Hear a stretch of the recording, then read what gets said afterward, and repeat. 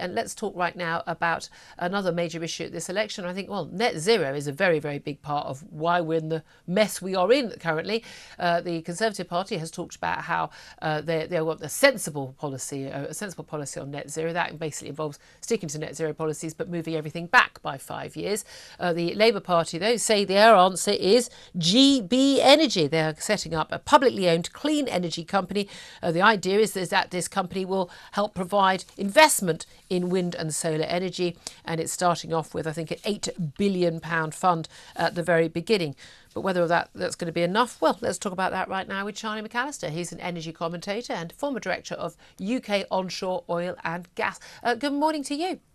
Morning, Julia. How are you? Very well indeed. Well, I'm sure what we're going to be told by people listening, they go, well, you're both just sort of anti-net zero, you're climate change deniers, there'll be anything like that. But let's just talk about the simple, practical realities. Labour say that their plan is to have this GB Energy company, and that's what they're going to deal with to tackle net zero. Okay, so an £8.3 billion to start off. What is this company going to actually do? Because as far as I'm aware, it's not actually going to produce any energy itself, but they say it is going to cut our bills. Yeah, it's unclear in totality what it will do, because it was a theory it could be a retail company, i.e. it will sell the electricity to your house, but it looks like it's going to be more an investment vehicle to invest in wind, solar, carbon capture and storage, things like that. But the original 8 billion, that is not a lot covering, the country over let's say a parliament. The reports in the papers that if they were ready to go for this, it would cost 118 billion. So then the question comes, where's that money coming from? I think it's been very interesting over the last few days. If I want to cover both Tory and Labour on this, if I may. Yeah. We'll do Tory first because I can get that over with quicker. They've called out Labour and they've warned against the reckless Labour plans for oil and gas. And while I agree with that sentiment, let's not forget that the Tories are the ones who hiked the taxation on oil and gas production in the UK to 75%, 3 times that any other business. Hold on a minute, though. My understanding is the energy companies never actually ended up paying any of that because they could write that tax bill off against any extra investment in North Sea, which they all then did. That is true. So they had a 75% tax, but they never actually paid. No, that is not the case. That's actually not right, because there was it depends. So if you look at what Labour said, they want to tax the oil and gas giants. Yeah. It is true to a degree that the giants, BP, Shell, Total, they don't actually pay that much on the windfall tax. It doesn't hit them that hard because the share of production from the North Sea as a function of their global portfolio is so small. Yeah, so we can't. They make billions. We report that BP made billions, Shell's made billions, but most of that money isn't made here. Exactly. Right. That's just because they're listed here doesn't mean the money is made here, so it's made internationally. What the energy profits levy was, it really hit the smaller British independent oil and gas producers, which make up the majority of North Sea production. Now, if we move on to Labour, so what they've said is they want to close the door on overseas fossil fuel dependency. That's the key thing. It's all going to be about we won't see price hikes like with Vladimir Putin's invasion of Ukraine because we're going to be reliant on ourselves. Yeah, but one of their strategies to do this is to ban further oil and gas production. Yeah. in the so UK. We're not going to be reliant on foreign fossil fuels, but we're not going to invest in finding any more here.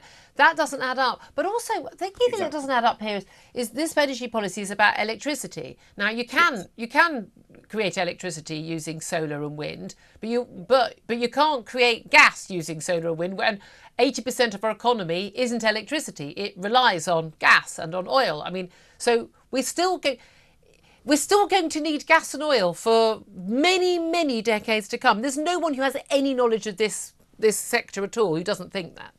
That's absolutely right. So there's recognised oil and gas demand, net zero compliant recognised oil and gas demand out to 2050 and beyond. Given that recognised demand, my question to your viewers, listeners, and to the Labour Party is, what are the economic, environmental and geopolitical advantages of blocking further UK oil and gas production? And more so, actually, who is this policy actually for? And specifically, I mean the oil and gas policy. Like the unions, the GMB union, they've criticised it. Unite, they've said no ban without a plan, which I like. And there was a report that came out from this energy investment firm called Stiefel, and they've said that Labour's policy would kill off 100,000 jobs, Yeah.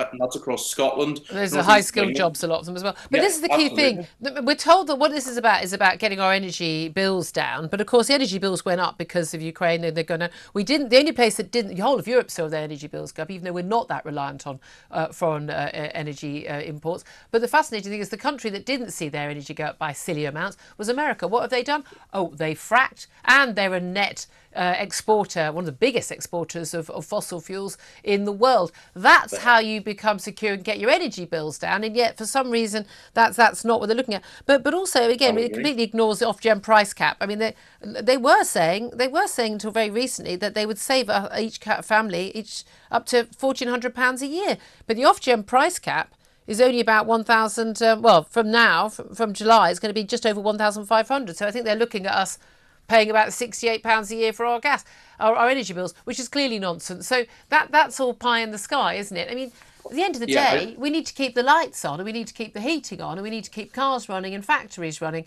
Does anything in Labour's energy plan suggest that would do any of those things?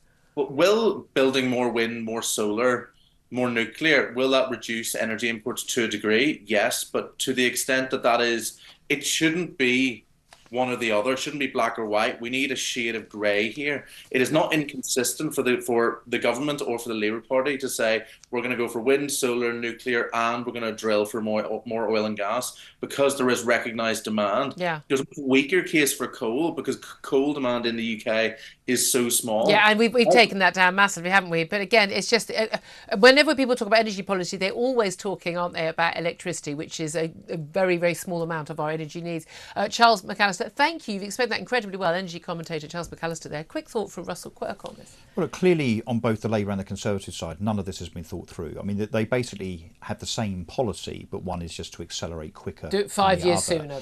Yeah. Look, there is a reality, as Charlie's touched on there, and that is that currently only 50% of our electricity, and as you say, big differentiation between electricity and gas need, only 50% is actually generated through either nuclear or through wind, wave, or sun. So that 50%. So only 50% of the 20% of our energy needs, so 10%. Yes, yeah. So but that 50% gap, if we are to accelerate in the next 11 years towards literally no oil and gas, quite apart from the fact that we've got 20 million cars to put petrol and diesel in, I mean, it makes absolutely no sense whatsoever. Yeah. And actually, sorry, just quickly to Charlie's point at the beginning, even the TUC are saying, Friends of Labour, that it will cost 80 billion, not 8 billion, 80 billion to put in place the infrastructure for Labour's plans. Exactly. And again, if you want to have wind and solar power, that's fine. But again, you do need the backup because it doesn't always, well, as we know, it's not always sunny and the wind doesn't windy, always but not all the time.